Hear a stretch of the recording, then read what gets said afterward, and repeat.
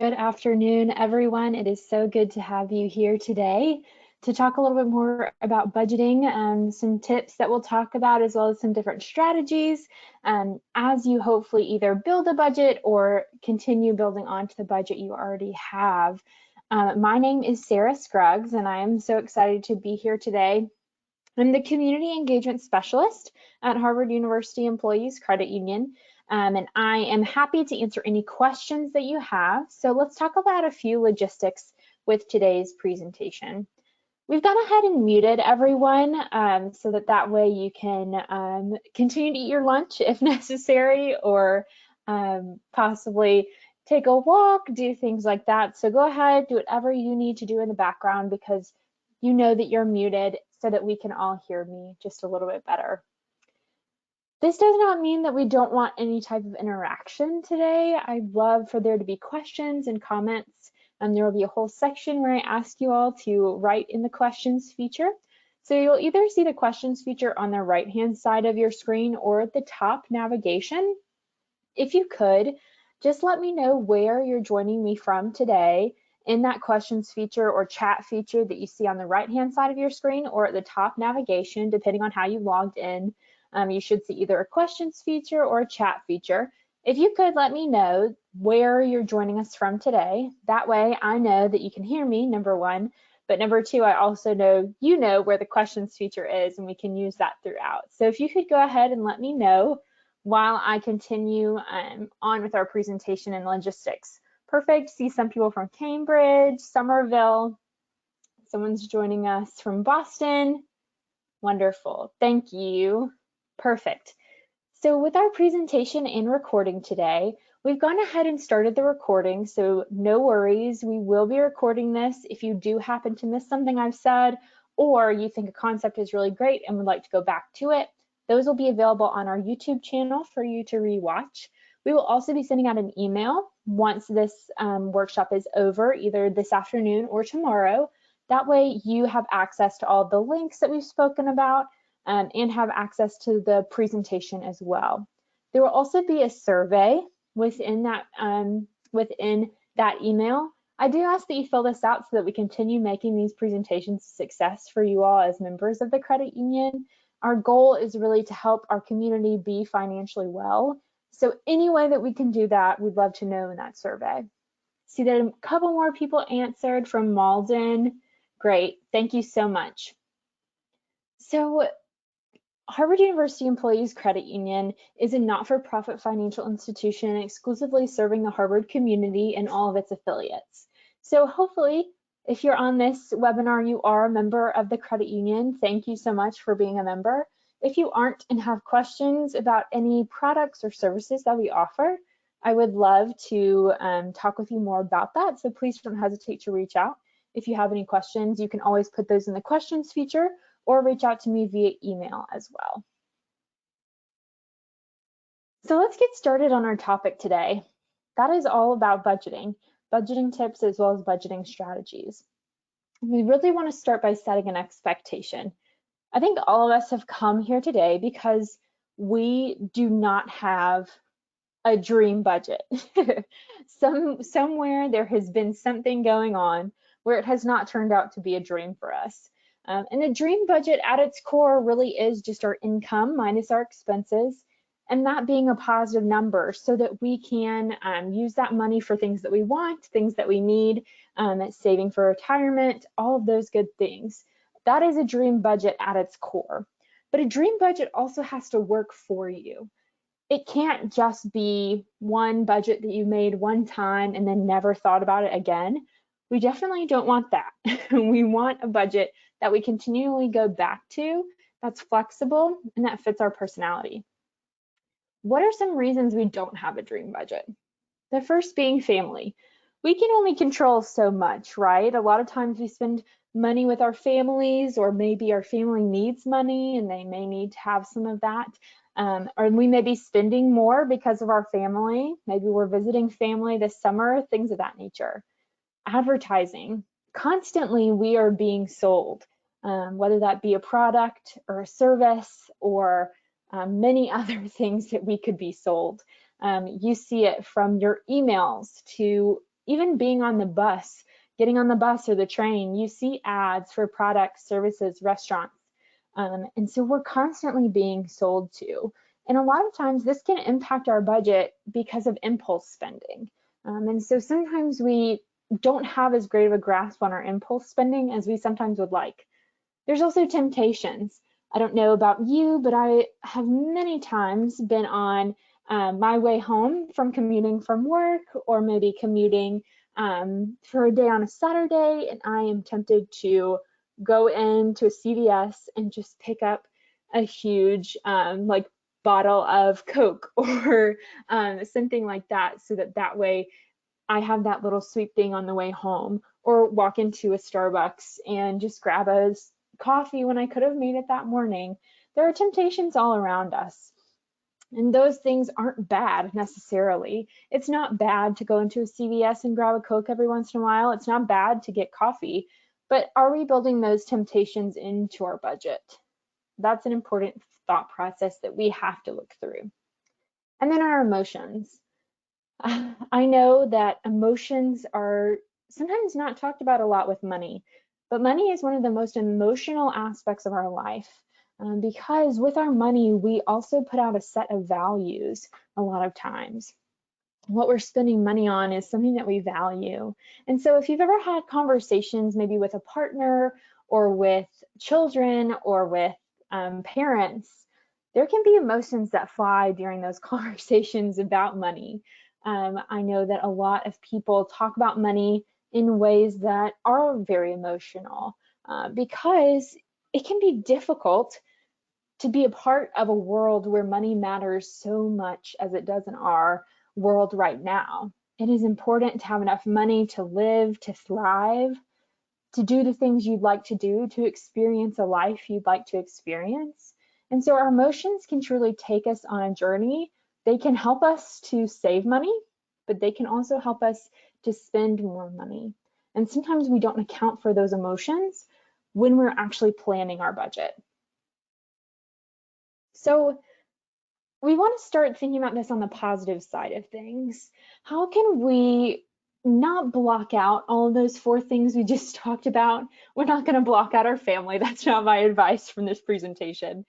But what we're going to do is think about how we can make sure that those are a part of our budget, that we've budgeted for those things, that those things aren't taking us off track. One of the ways we can do that is working on our money personality and figuring out what that is. There's a quiz on nerdwallet.com. If you just Google search money personality NerdWallet, it will come up. But this is a great thing to do. It tells you a little bit more about yourself so you can be more informed through the budget process. Setting smart goals is extremely important as well, and we'll talk about financial goals today.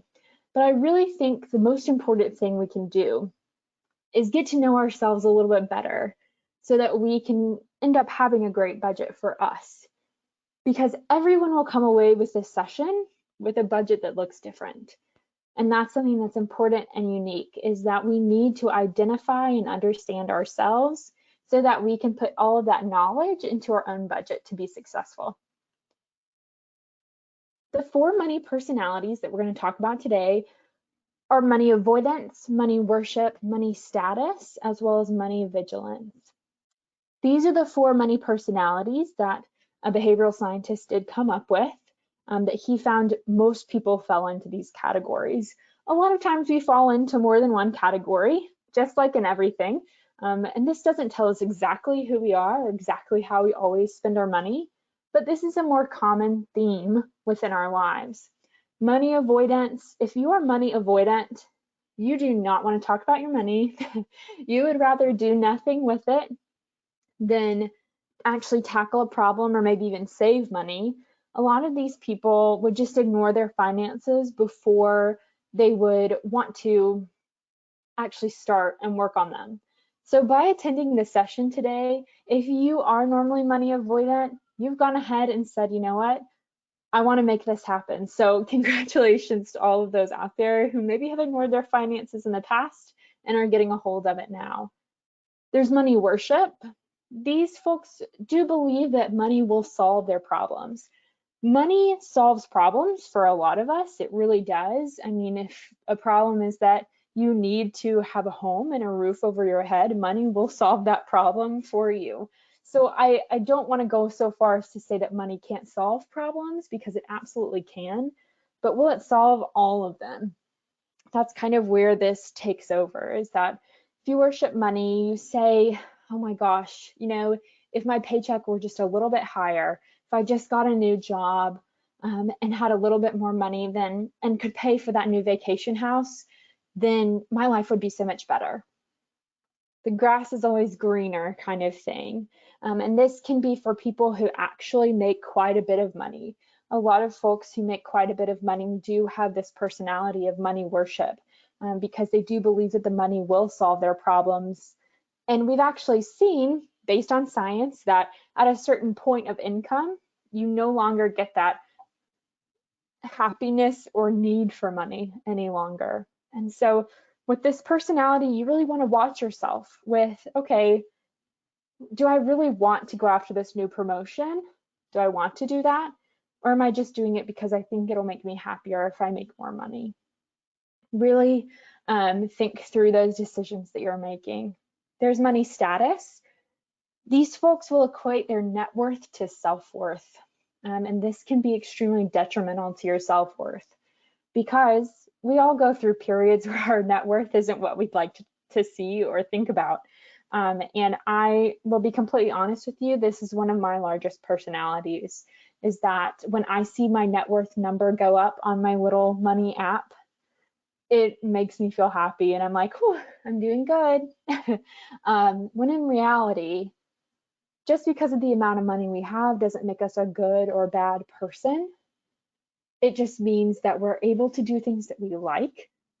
We may be able to save more for retirement or save more for a down payment on a house, but it really doesn't reflect who we are. And so if you have more of a money status personality, we really have to watch out for making sure that we know we are worthy of ourselves just being us, no matter what that net worth says. Then there's money vigilance. With the first three that I spoke about, you probably were like, you know what, I don't want to be any of those. And then you look at this one and you're like, that's what I want to be. I want to be money vigilant. And it's true, being vigilant about money is good. Making sure that we save, making sure that we're focused on savings and being frugal from time to time. But being money vigilant can also go overboard. We can also be too money vigilant, where we miss out on experiences. We miss out on parts of life that we all should be enjoying. I know my manager will sometimes talk about how she's a little too money vigilant from time to time, and really missed out on experiences during college, especially. I know a lot of people in college are worried about money, and she was like, if I'd only borrowed a little bit more, I could have gone abroad during college, and what a great experience that would have been. And so that's what we really have to think about. None of these personalities are bad. They just all have to be understood and known so that you can move forward, understanding yourself a little bit better.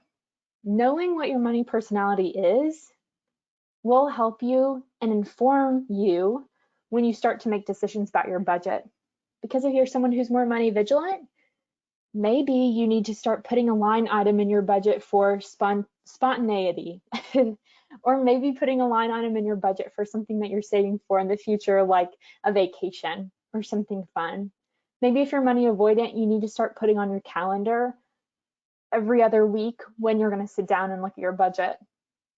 Okay, so these personalities help us to know how to move forward and best support ourselves so that we can make good money decisions. I would say one of the things that most behavioral scientists say is important when we talk about reaching any type of goal is that they have to be written down.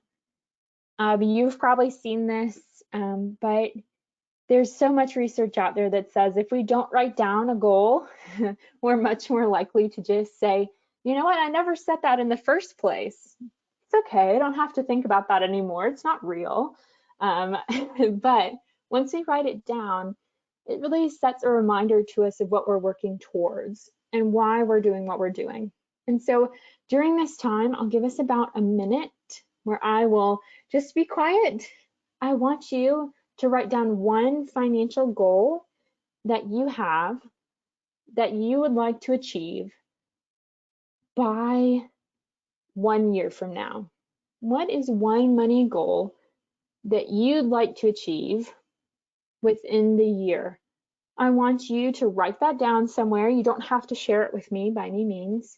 You absolutely could if you'd like to, but don't have to. I want you to write down that financial goal and try to make it as specific as you can make it.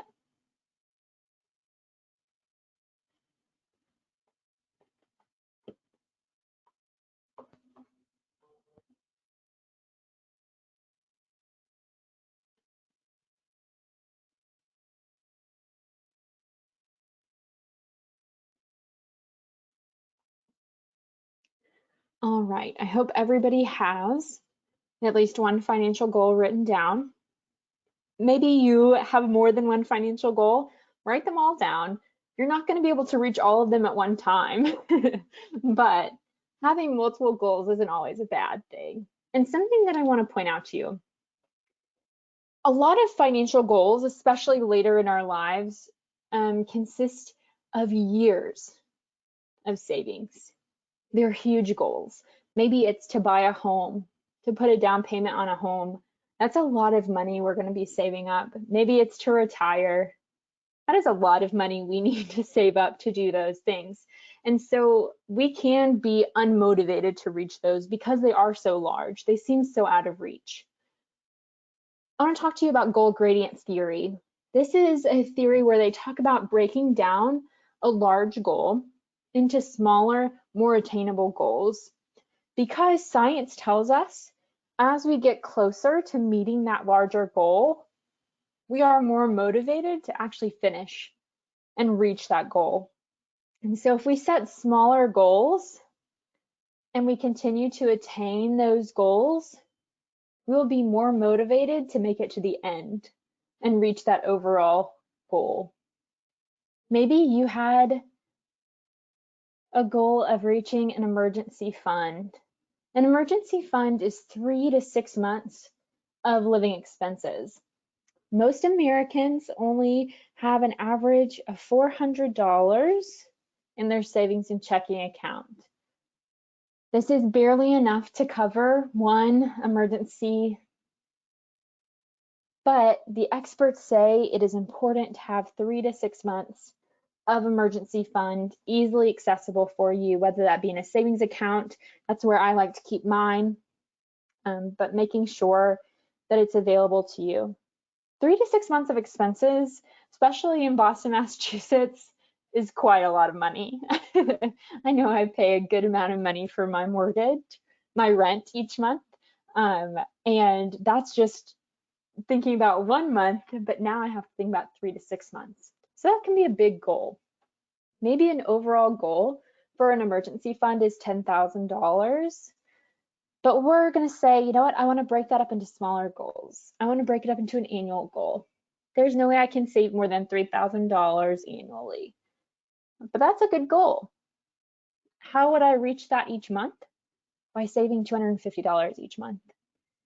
And I'll tell you, goal gradient theory is actually used by a ton of budgeting and money apps right now, because you put in a goal, say, I want to save this much, and then you name it. So maybe it's down payment, or in this case, it would be emergency fund. And you would type in, I want to have $10,000 in my emergency fund by a specific date. And then they break it up for you into what you'll need each month to reach that goal. And when you do reach this monthly goal each month, I know my app, it throws confetti everywhere on my phone. It celebrates with me, because this does give us that boost to say, you know what, I did it this month. I can make it. I can make it to that overall goal. So remember this theory. If you do have a goal that may be a little large, maybe break it up into months or weeks, whatever you may need to do. So let's talk some more about budgeting styles. We've talked a little bit about what can keep us from a good budget. We've talked about how our personalities can inform our budgets. Let's talk about the different styles that there are. The first is really setting it up by budgeting rules from the experts. The experts say this is a great setup for a budget. 50% in needs or essentials, 30% in wants, and 20% in savings. This is a great thing to shoot for. I hope one day this is what my budget looks like. Right now, living in Boston, it does not look like this. My essentials are much higher. And so I've scooted my wants to be a little bit less. And this would just be an easy way to say, okay, what should I even be spending? So maybe you're in that point where you say, you know what, I don't even know what I should be spending on my retirement. How much should I be saving for some of my goals? This gives you a good setup of what the experts believe can really propel you into being a good saver and a good spender at the same time. And I want to point out here, there will be some people, some money experts out there who say, you know, you shouldn't have this much on wants. You shouldn't spend 30% of your budget on wants. And I actually disagree. Spending money on things that we want will actually help us be better savers because we're no longer doing those impulse purchases we talked about. If we budget that already in, we're no longer taking money from our savings. We are just spending the money we already had budgeted for our wants. So that's an important thing to remember. It's a really great sample. If you're not adding up totally to these percentages, that's okay. And not all of us are going to have the same percentages all the time. And your pie may look a little bit different based on your goals, based on how close you are to, you know, having children, or maybe it's paying for college, or maybe it's paying back student loans, things of that nature. So it can depend on what stage of life you're in as well. And then there's zero-based budgeting. Zero-based budgeting. This is the budgeting tactic and tool strategy that I use myself because for me, this makes sense. I really think that maybe I'm just not a percentages person. That could be the case, but this for me makes the most sense about my life right now. So how do you implement a zero-based budget? First, you have to track all of your expenses for 1 month, maybe even 2. 1 month is a good place to start though. I know for myself, I spend everything on my credit card, and so I can track my expenses for 1 month by using my credit card app, and it tells me everything that I've spent money on. And then of course I add in my rent and other bills that may not be on my credit card, but maybe from my bank account directly. But I track my expenses for 1 month. And then I take my monthly income, so I know how much I make each month. Hopefully you all do too. Maybe we get paid every other Friday. I know last month was an amazing 3 paycheck month, so that was a good time to look at my budget, but I normally look at it with 2 paychecks a month. But I take my monthly income and then I subtract all of my expenses, including my expenses of saving, like saving for retirement. How much is coming out of my paycheck for that? How much am I paying for insurance? Okay, all of those things. It's so important that you include savings categories because you're putting your expenses into categories. So you're putting it into things like rent, you're putting in things like maybe flexible spending, or I know I have one in my budget that says like coffee shops. I have one that's for eating out. I have one that is for my tea pass and my $45 tea pass a month. All of that is in there. And including with my savings, it should all equal to 0.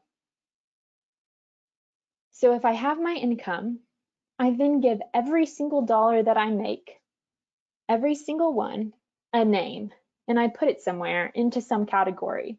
Maybe that category is spending on Like I said, spontaneity, if you're one of those people who needs a category like that. I budget in how much I need to save for or spend on birthday presents. That's a category. And so all of those things that we take out should equal zero because you've given every dollar a name that you've made. So you're not left with money at the end of the month wondering, where should this go? Because if we're left with money at the end of the month wondering where it should go, it will most likely not go to meeting our goals, right? So this is one of the big reasons I use this is because it's very flexible. From month to month, I'm spending money on different things, and I normally know those in advance, but I always have a category of spending that is for miscellaneous, something I didn't see coming, right? But I want to make sure I have money for it, whether that be being invited to a friend's house and I need to go grab something really quick at the store to bring over. That would be in that category for me. So zero-based budgeting can be easy to implement because you know how much money you make, right? We know how much money we make each month. And then we can give every dollar a name and end up being really successful with that. The last strategy we'll talk about is spend and hope for the best. I don't know if this is you. Maybe it has been in the past, maybe it will be in the future, but this is a strategy. Not choosing a strategy and just spending money is a strategy at the end of the day. A lot of my money avoidant folks will fall into this category. They're just like, you know what? I get paid every 2 weeks. I am hoping for the best, that at the end of the month I can pay my rent. That's what I hope for. So spend and hope for the best is not one that I would recommend, would I? No, I wouldn't recommend this. But there are millions of people who use this strategy. And a lot of times when we start a budget, I am always so excited to start a budget. I'm like, I'm ready. I sit down with my computer, I get it ready to start. A lot of times we see this at the beginning of the school year. People are like, I have my notebooks, I have everything. And then the first time something happens where they feel like they may have failed or did something wrong, they lose that motivation. Whether that be, I know sometimes in college, if I missed a class, it was like, well, what's the use in even going back? I've already missed a class. But we have to remember the concept is failure is a part of our success. Because when we're budgeting and maybe we go over our grocery budget for this month and we're only 3 weeks in, that gives us an opportunity to know that next month we need to budget more for our groceries because that failure is a part of our future success. And it's a mindset that we have to have. And a lot of us have it for a lot of different things in our life. But we sometimes struggle with it when we're talking about money. Again, because of that emotional effect of it all. So I encourage you, understand that if you've budgeted completely wrong for this month, that is okay. You've got to remember that, okay, nope, I can get back on and start again. And now I know moving forward, this is what it will look like. So what are some tools? We get asked this question constantly. What are budgeting tools that I can use to help me be successful? Some people love an envelope or cash method. If you're the type of person who loves using cash, wonderful. I think I keep maybe $10 of cash on me at any given time or in my house. Haven't been to an ATM since I was probably in high school. But the envelope or cash method can work because you only have so much to spend. On a credit card, we can continue to spend up to our credit limit. But with cash, we only have so much to actually spend on things. And so this method can be really great for those of us who maybe impulse spend a little too much. Online banking budget. If you're a member of the credit union with us, we do have an online banking budgeting tool. If you've never used this tool before, I encourage you to try it out. on our YouTube channel. Our YouTube channel is just my HUECU. You'll get an email about it tomorrow. But with this tool, you can set up your budget with different categories already put out for you because of what you spent on your debit or credit cards with us at the credit union.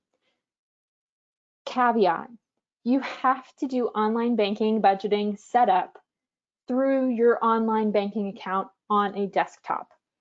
You cannot use the mobile app to set up your online banking widget. You have to first set it up on the computer, and then you can use it on your mobile device. This is a free tool for any member to use, and if you're not a member of the credit union, many financial institutions have an online banking budget. Maybe you like to use apps. Maybe if you're like me, you use Mint, M-I-N-T. This is run by Intuit, the same folks who run TurboTax if you do your taxes with them. This app is free for folks, and you can set up a zero-based budget in Mint. There's also an app called YNAB, You Need a Budget, or YNAB. That is not free. So I don't sit here and recommend that because I'm one of those people, I'm all about free, especially in our budgeting presentation. But Mint can help you set up different categories of your spending. It'll give you the confetti once you reach your monthly goal, and it is free. So it's a good tool if you like an app. Maybe you're old school. You say, you know what?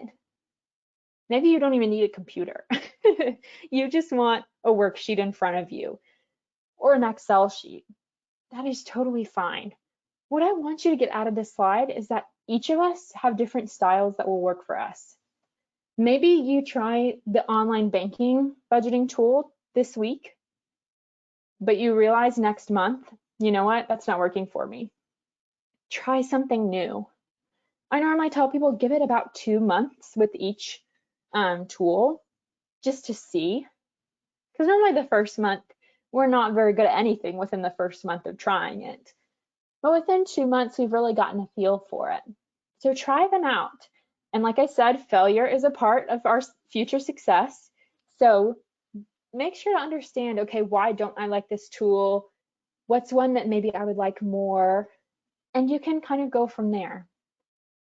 We do have a free worksheet on our website. I will include this in the email tomorrow. This is our budgeting worksheet, and you have your financial goals, your credit score, your assets, and your debts on the left side. And on the right side would be where you actually put all of your expenses. Okay, this is a great place to start if you've never set up a budget before. So now let's talk about expenses and income. You have to know what your expenses are. A lot of us will just go through life never knowing what we've actually spent our money on. And that happens quite a bit to me. Sometimes I'll look back and say, wait, where did that money go? And I always go back to my app and I know where it went. But tracking your spending is one of those important things to do if you have no idea what your expenses are. One thing to point out too, especially if you're doing zero-based budgeting, what are some expenses that only come around once every few months? You're normally buying Christmas gifts in November or maybe October if you're more have a plan than I do. But these only come around once every few months. I only spend money on my car insurance once every 6 months. But I need to plan for that and to spend that money or my budget will be off. Set alerts for your spending if you've never done this on your credit cards, your debit cards. Most credit card companies and debit card companies, you can set alerts and they'll pop up on your phone or pop up in your email so that you know what's kind of happening with your money. You have to think about the cost of your debts as well. A lot of us have debt, hold debt in some type of way. Maybe you're one of the lucky ones who've held federal student debt through the pandemic without paying it. Remember that those expenses are coming back. Okay, a lot of our debts need to be calculated into our budget. Those need to be calculated into our budget because those are expenses that we cannot miss. Those need to be made every month. So how do we reduce our expenses? I wish I could tell you that I know exactly the secret to do it. I don't. But here are some ideas for what could work for your situation. Shifting your priorities. Look at your expenses. Where are you spending money?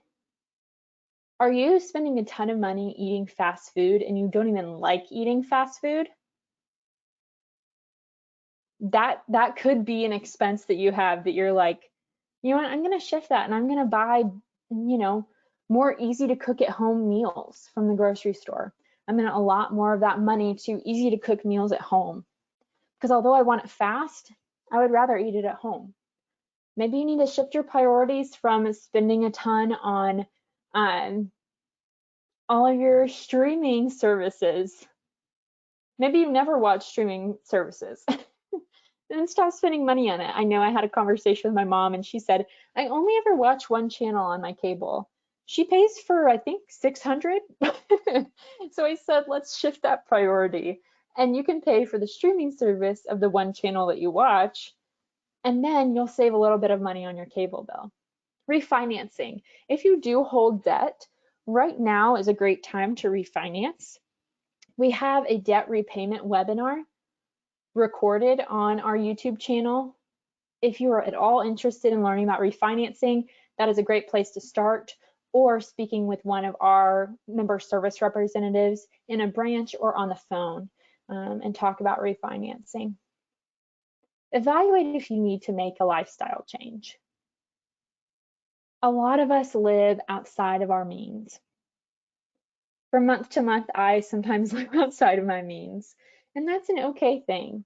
But we can't go on living like that because we want to live a financially well life. So some of us may need to stop spending on eating out. Some of us may need to stop spending on the nicest apartment we could find.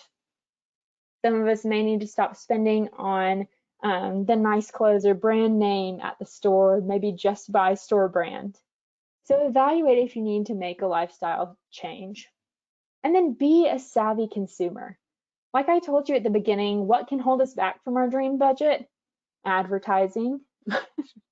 Be a savvy consumer. Know when a marketing team is trying to get you and understand what they're doing. When they send you, I don't know if this has ever happened to you, I will sometimes get emails right after I've been on a website. They'll send me an email and say, oh, but here's 20% off of the item you were looking at. And I'll say, hey, I know what you're trying to do. You're trying to get me to spend money on this thing I was not going to spend money on in the first place. And it just being a sale doesn't mean it's a good thing because it wasn't already in my plan. So you can reduce your expenses by being intentional, being a savvy consumer. Our largest expense from month to month, besides our rent, normally is food. What are some ways you can do that? Cook at home. It will always be cheaper to eat at home than it will be to eat out. And just like your mom said, there are leftovers in the fridge. I don't know if you ever got that talk, but I've gotten it many times. Plan ahead. If you plan ahead for your meals, you'll be more likely to stick to it. And compare supermarkets. If you do need to save a little bit more money, compare supermarkets in your area. Maybe there's some specialty product you need to go to one store for, but that doesn't mean you need to get all your groceries there. I personally love going to Aldi. They don't sell everything I need, but they sell most of it. And then I go to a larger grocery store when I need those select few items. So compare supermarket prices. And before you go food shopping, make sure that you eat. Never go food shopping hungry. I've done this many times and it never ends up being good. Always eat before you go. Make a list of your groceries with prices. Maybe you can look it up online, or maybe you know what you're spending money on. Go ahead and make those prices. And if you see something that's off from the price that you have on your list, you can go ahead and make those substitutions that you need to make. And then know what you already have at home. I don't know if you're the type of person that has 3 different syrups sitting in your house just because you thought you were out of it. and you happen to not be. So make sure you know what you already have at home. Use discounts. Here at Harvard, we have wonderful discounts.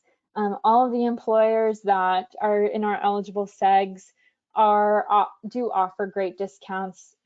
Maybe your alma mater offers discounts. People in your household may have different benefits than you do. Maybe they have better discounts. Use that opportunity. I know in my household, I have a student. I would much rather use their discount. They have much higher discounts than employed folks. So I love using those discounts. There are phone companies who offer discounts. I know with my phone company, we get free HBO Max while we're on it. So that's a great way to save a little bit of cash. And then your financial institution. Here at the credit union, we do offer discounts on things like insurance. And you can get those just for being a credit union member. Okay. So what are some ways that you save money? I'd love to hear from people who are watching. If you could type into the questions feature, what are some ways that you save money? I always tell this, probably my biggest money tip is that I know myself really well. I know that I'm extremely lazy once I lay in bed. Once I'm in bed, I'm not getting out of it. And so I don't save any of my credit card information on my phone. So that way, if I'm online shopping in bed and I really want something, I have to get out of bed and go get my credit card to actually buy it. And almost probably 90% of the time, my laziness does win out over my want to buy something on the internet. A wholesale membership, absolutely. If you have a large family or maybe you live with multiple roommates, wholesale membership can save you a lot of money. Or if you have freezer space. I've heard that Costco has amazing deals on chicken, and people love to freeze that. So thank you for sending that in. Some people say that they've unsubscribed from all email lists from websites they like to shop because they sometimes get tempted by that. It's a great tip for sure. Another tip that I see, yep, so they've said that they compared prices and enjoy shopping for some things at a particular store versus shopping for other things at another and looking for deals. Yes, purchased an extra freezer just for that wholesale membership. I love it. Awesome. Yes. Uh, yeah, that's a great way to do it. So, not liking to consume things. That's definitely a way to save money. I know for myself, I almost exclusively now go to the thrift store when I need maybe art for my home or, just like a new workout shirt. They almost always have those at Goodwill. And not only do they save me money, but they're helping to be a good person for our planet. I'm reusing instead of buying new. So I love that. Thank you for pointing that out. I really appreciate that. Please keep these coming. I'll continue on in our presentation, but if you have any other ideas for how to save money, we learn best from each other. So let's learn more together today. And there's one thing that I think no one likes to talk about. It's that sometimes we're in a situation where our expenses cannot be covered by the income that we have right now. My household is on a one income while my husband is in full-time school. There are months that we cannot cover all of our expenses, and so he has gotten a job that he can do part-time and cover some of those expenses. So we've had to increase our income by getting another job. Maybe it's making things and selling them online. Maybe it's asking for a raise at work. Maybe it's negotiating the next time you start a new job, negotiating for a higher income. Because a lot of times we may be in a situation where we just can't make it work. And so we have to look elsewhere. So this is a tough conversation and situation to be in, but there are ways you can make it happen. So here are some money tips to try. Schedule a no spend day. Say, you know what, for the month of August, I'm not going to be spending money on Tuesdays. No money to be spent on Tuesdays. And see if you can do it. It's kind of a fun challenge. Set up an automatic savings deposit. Here at the credit union, you can actually split your paycheck into savings and checking. So you can actually split it automatically, and that way you don't even see it being saved. A lot of us do this with our retirement. It comes directly out of my paycheck. I never even see that money. So I don't miss it. Once it's automatic, we're never going to forget. Use separate savings accounts to reach your goals. I don't want you going up and setting 12 different savings accounts, but what we mean is maybe name those goals. Don't put the money that you can use on emergency fund and the money you're saving for a vacation together, because sometimes you may think, well, you know what? I can buy a nicer hotel if I just spend a little bit of my emergency fund money that's in the same savings account. You may not reach those goals if you're saving it all in one account. Schedule a budget date night. If you're money avoidant, this is extremely important to do because you have to keep up with your budget if it's going to be successful. And then this is one of my favorite money tips. We've actually been talking about this all morning in a meeting that I had, rotating subscriptions. Within my family, I have access to 6 different subscription services that I maybe watch 3 of them at any one time, watch TV shows on 3 different ones. There is no way I could watch all of them in 1 month. There's just not. I'm not using all of them. So maybe 1 month I want Netflix, and then the next month I'm going to get Apple TV. And I'm going to rotate them and watch all I can in that month, and then the next month I get a new one. This is an extremely great way to save money. And maybe go in as, a pair. Maybe you and a friend want a Netflix subscription together. Split that money in half. So think about ways that you can do this. I see somebody said not using a credit card, and if they do, then they pay it the next month. I love that, keeping up with those credit card bills. So we've talked a lot, gone over a lot of different things today. So what are some next steps? The first is going to be to know your money personality. I'm going to put in the email tomorrow the link to check out if you'd like to know your money personality and take that quiz. This is a great step that you can do even tomorrow or Saturday morning while you're sipping on your cup of coffee. Get to know your money personality because it will help you as you continue to move forward. And then set up a budget. Maybe you already have one and you just like to tweak it a little bit. This is a great time to start doing that as we start this new school year, kind of going through new rhythms. And then pick one money tip that you've heard today, or maybe one that you've heard before. Pick one of those to try in the next week. Maybe it's a no spend day. Maybe it's rotating your subscriptions. Maybe it's getting a wholesale membership and saving a little bit of money that way. But pick one money tip to try in the next week. I want to give you some of our other resources that we have. The credit union has a blog, and this is updated 3 times a week with personal finance articles, as well as articles about any fraud or scam that we're seeing. And this is a really great place to keep up with us. You can subscribe to our blog there, and you'll get monthly notifications of our blogs. So that's a great way to stay in the know with that. Green Path Financial Wellness is a nonprofit that we work with. They offer one-on-one financial counseling, including free budgeting counseling. Maybe you walk away from this presentation and this is your next step, calling the folks at Green Path. This is a free service for you all as members of the credit union because the credit union pays for this service. So we want you to call. They are great. It is confidential.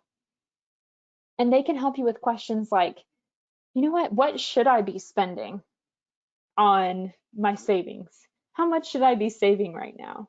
They are great people to talk to. They are accredited counselors as well. And so they will be wonderful to speak with.